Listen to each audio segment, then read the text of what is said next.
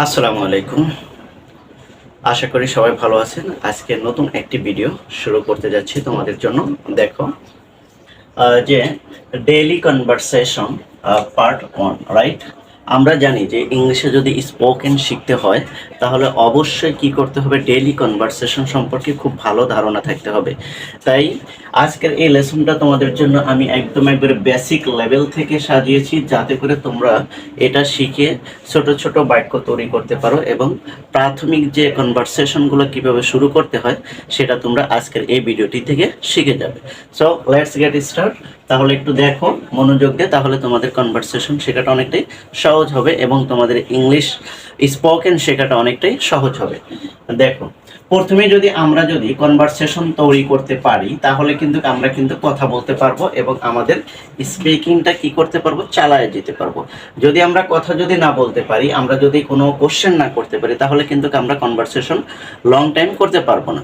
So আগে আমাকে question তৈরি করতে হবে এবং কনভারসেশন লং টাইম করার জন্য অবশ্যই আমাকে আমার পার্টনারকে কি করতে হবে, কোশ্চেন করতে হবে। দেখো, প্রথমে আমরা যদি কারোর সাথে দেখা হয় তাহলে আমরা কি দিয়ে শুরু করি? যদি আমরা মুসলিম হই তাহলে কি বলি, আসসালামু আলাইকুম, রাইট? অ্যান্ড দেন যদি অন্য কোনো ধর্ম হয় তাহলে সেই ধর্মের নিয়ম অনুযায়ী যেটা গ্রেডিং বা অভিবাদন থাকে সেটা সে ইউজ করতে পারে। আর তারপরেও তুমি এখানে হ্যালো অথবা গুড টাইম, গুড ইভিনিং ব্যবহার করতে পারো। তবে গুড নাইট কিন্তু ব্যবহার করা যাবে না, কারণ গুড নাইট সবসময় ম্যাক্সিমাম সময় ব্যবহার করা হয় হলো মানে বিদায়ের বেলায়, রাইট?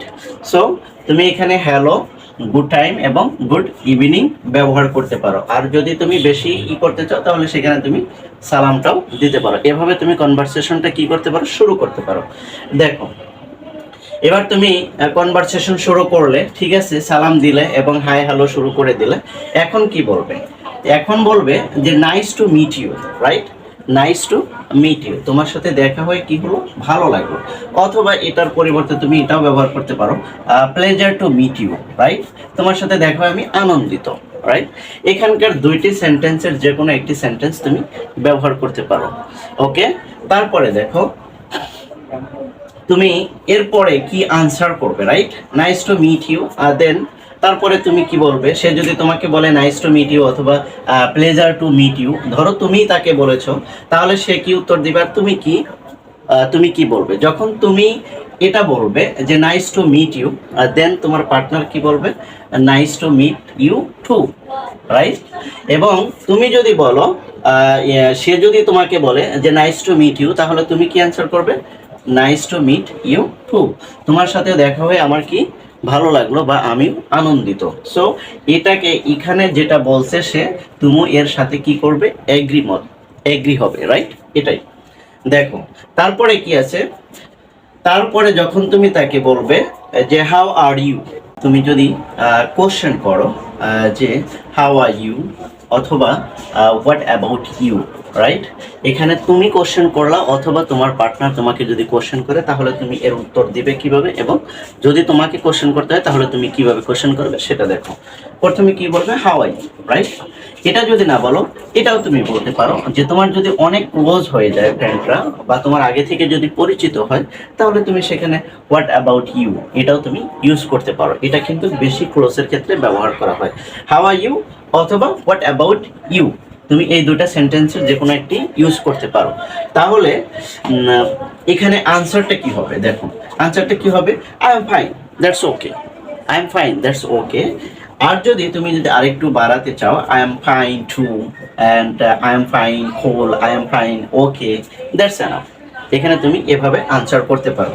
তবে এখানে কিন্তু তোমাকে দুটাই শিখতে হবে, তুমিও কোশ্চেন করাও তোমাকে শিখতে হবে এবং কোশ্চেনের আনসার করাটাও তোমাকে শিখতে হবে।